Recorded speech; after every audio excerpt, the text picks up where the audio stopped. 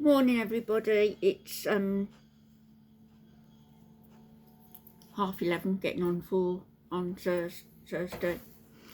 I've been sent by one of my subscribers a message, a copy of something that a coward had posted in reply to her, I guess, something she'd said. And so this person, who's going by the name of Nathaniel B, but that isn't a real name, and looking at the wording of their lengthy message, I think I know who it is. I might be wrong, so I'll keep my mouth shut, but I do think I know who it is. This Nathaniel B, a little while back, had put a lovely message on a lovely comment on my page to say, I would like to see this place and this place in York. Can you take us to this place and this place? You know, because I was getting out and about a bit in the summer.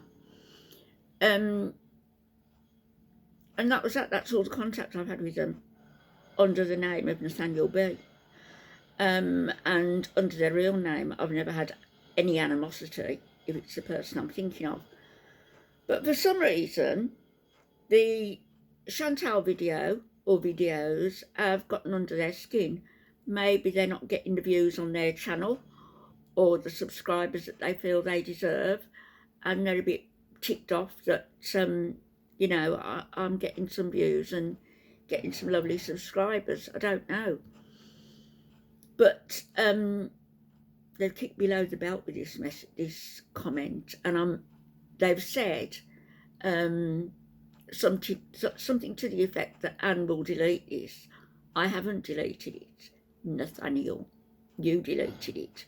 You posted it just long enough so that it would be there in the comments.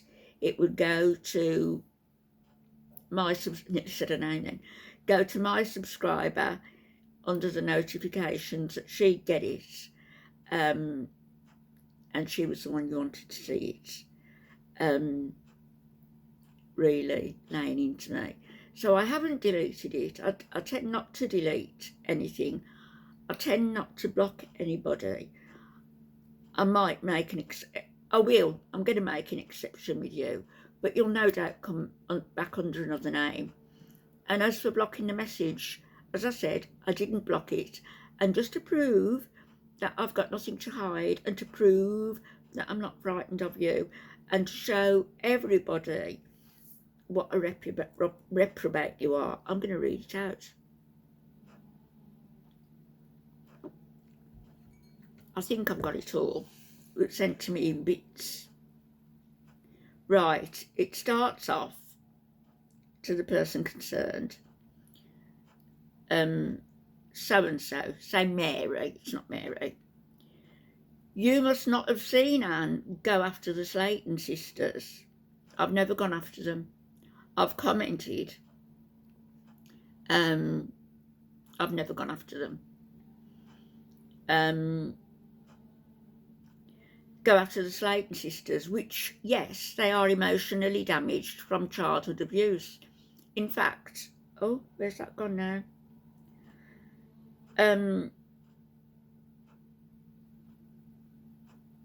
Childhood abuse. Oh, for goodness sake. Okay.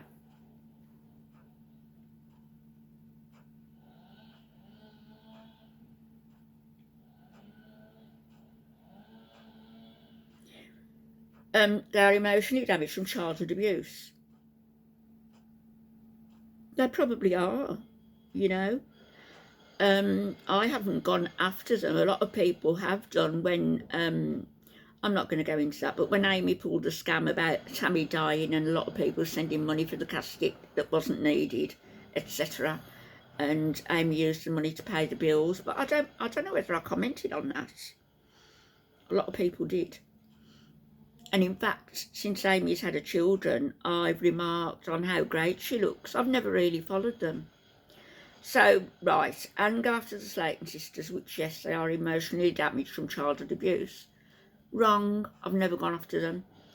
Then she told Andrea she had the nerve to have too many children. No, I never ever in my life spoke or commented to Andrea. Never. I've watched the channel since, a while back, just after Claudia was born. I've never commented to her, ever, in my life, hand on heart. Then she told Andrea she had the nerve to have too many children. Outright lie. When Andrea died, she criticised Tom for dating too soon, looking for a mum for his kids. There's a video, you'll see it. I think it's at the top of all my videos, got about 12,000 views. That was the video I put out. Watch it. She criticised Tom for dating too soon, looking for a mum for his kids. That's the video. It's there for you. Then she went after Pam Talks. Ask Pam Talks if I went after her. In fact, Pam Talks was targeted by a woman by the name of Christine Kay. And I like to think that I was supportive to Pam during that time, a little bit anyway. And Christine Kay went after me. I don't know where she is now. So, another lie. Then she criticised Jen, who has passed away, for telling her story on YouTube about being sexually molested by her father. You bloody liar. You liar. I never spoke to Jen about her sexual abuse or anything of the kind.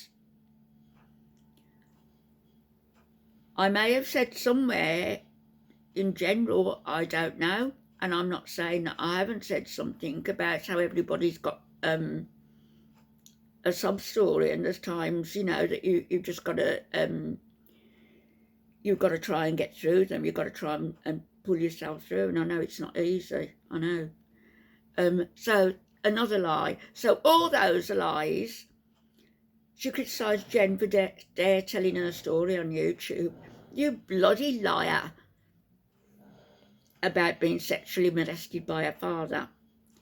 She critiqued Amberlynn Reid for her disgusting fat body. Excuse me? I haven't said anything about Amberlynn Reid that's any different to what anybody else has said. I haven't really said very much about her. She critiqued is there a video regarding Amberlynn? I don't think so. She critiqued Amberlynn Reid for her disgusting fat body. Those are your words. What a thing to say. Your words, Nathaniel. She critiqued Amberlynn Reid for her disgusting fat body, but Amberlynn was also sexually molested as a child, as most very obese people are during their childhood. My goodness, this person's a psychologist. Hang on. She also went after Cynthia Beaumont, who has approximately a primary education. You said that. I've never said that. Can you see? You're saying these things about them, disgusting fat body, primary education.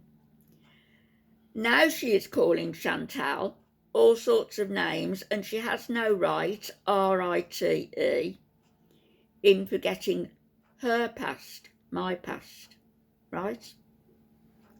Well, no one brings up the fact that Anne left her Alfie, my husband who passed away 2 years ago, at home to work at her career in Saudi and was raped.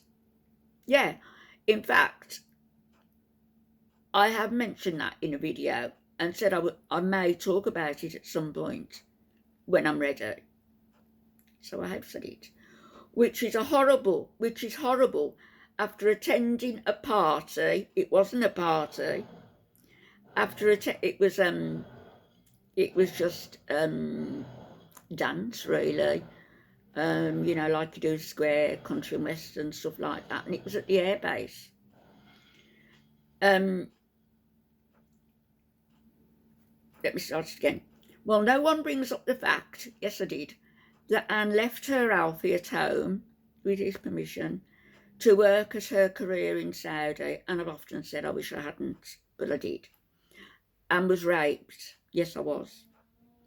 Which is horrible after attending a party on a base, and Anne, A-N, innocently staying in a soldier's room. You nasty fucker.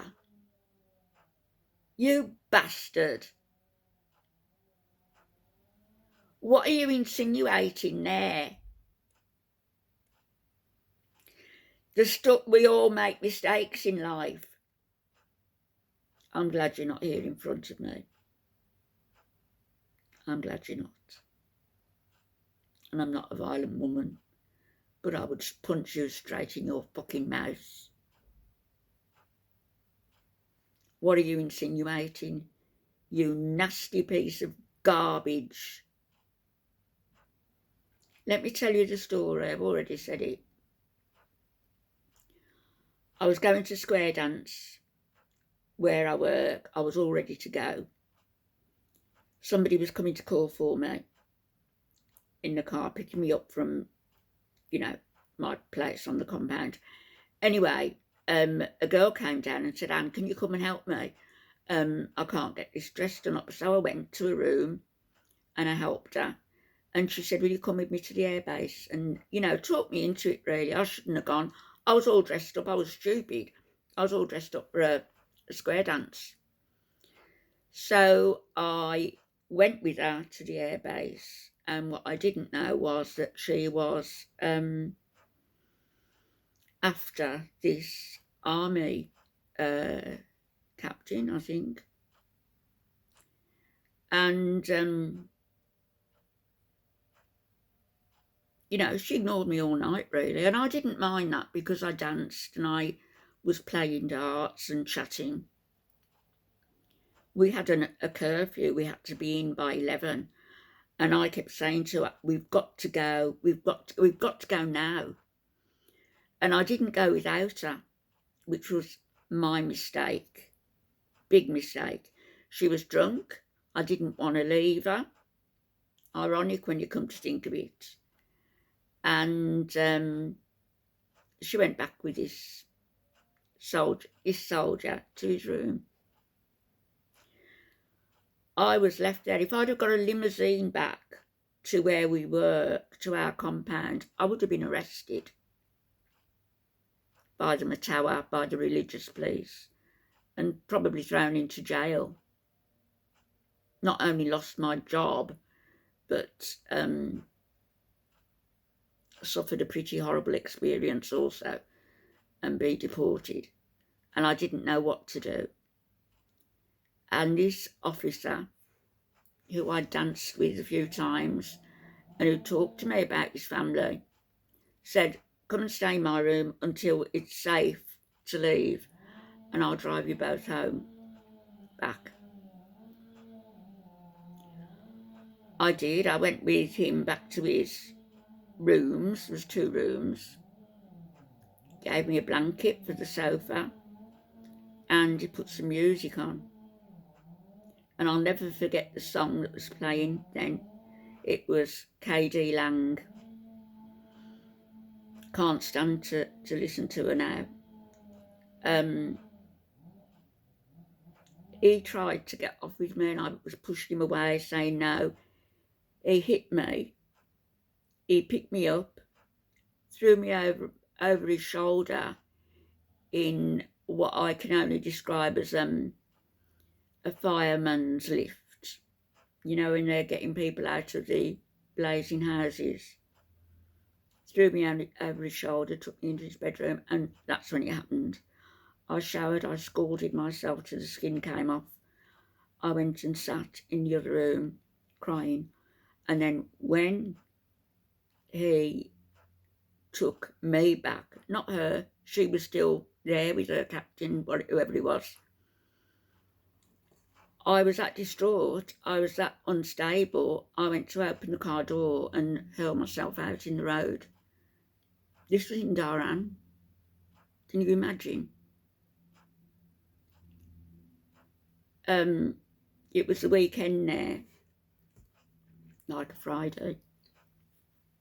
And I rang somebody, I rang a woman I worked with, an older woman, a Canadian woman whose husband worked there as well. And she, and she came out to me and said, you've got to call the doctor. And she didn't leave me, she stayed with me. And I called the doctor, and he wasn't very happy at being interrupted his weekend. And when I told him what happened to me, he saw me straight away, said, come into the surgery. I was given an AIDS test. I was given some halcyon tablets to calm me down, and told to take some leave, and to go to my own doctor, and I needed to make sure that I hadn't been impregnated by this person. And that was the story. And this person dares to insinuate, and left her Alfie at home to work at a career in Saudi and was raped, which is horrible, after attending a party on a base and innocently staying in a soldier's room.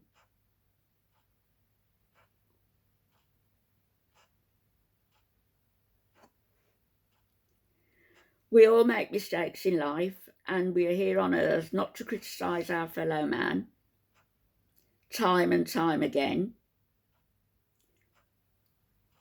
but not judge and understand it. That don't make sense. But not judge and understand it is their lessons to work out.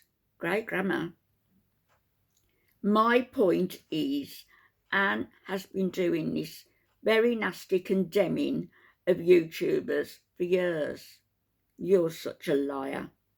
Such a liar. And why you've got the dagger out for me, I've got no idea. And for you to say she's been respectful, I understand you have not watched Anne do this for over 6 years. I haven't been doing what for 6 years? And you come unstuck, didn't you? Because the person has been watching me for a long time. And yes, it's vile, particularly when most of these people ate already, burdened down with major childhood trauma. Again, spelling, grammar. If her old videos are up, yes they are, starting with how cruelly she judged the Slayton sisters years ago and moved on from victim, victim, I suggest you see the real Anne. Anybody's welcome to watch my videos. If you haven't seen her MO, you really don't know the damage she has done and continues to do. Honest to God, you would think that I was the worst of the worst, and I'm very mild, I think. You, above all, I should think, understands this cruelty to fellow man. Why do you say that to this person? She said she doesn't know you.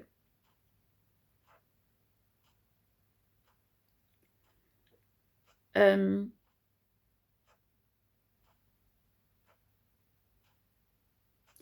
who made these videos and believes in freedom of speech, will probably take down my words. Well, I didn't.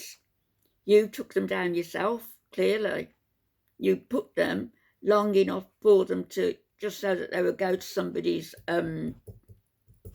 notification box and deleted it yourself.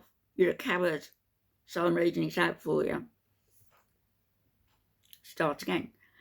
Anne, who made these videos and believes in freedom of speech, will probably take down my words.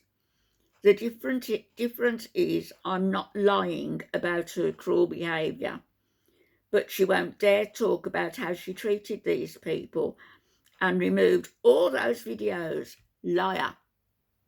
The only videos I have removed, and the reason I removed them was when I didn't have enough storage on my phone.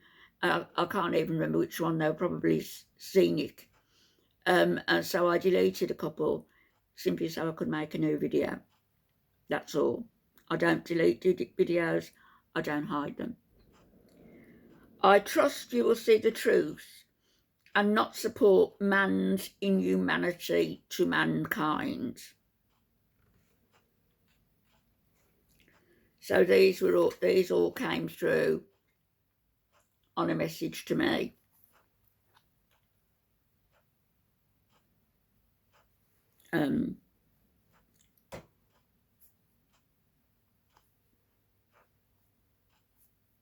So there was 1, 2, 3, 4, 5.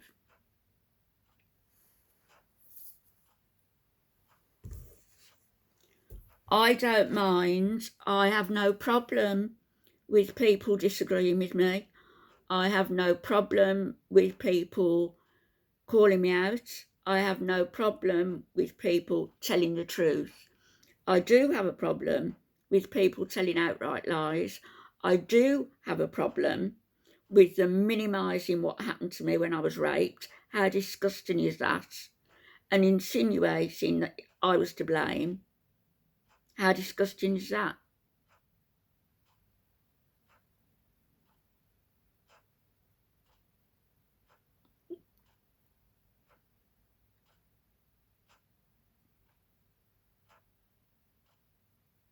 You need to go away with your tail between your legs and think about what you've said.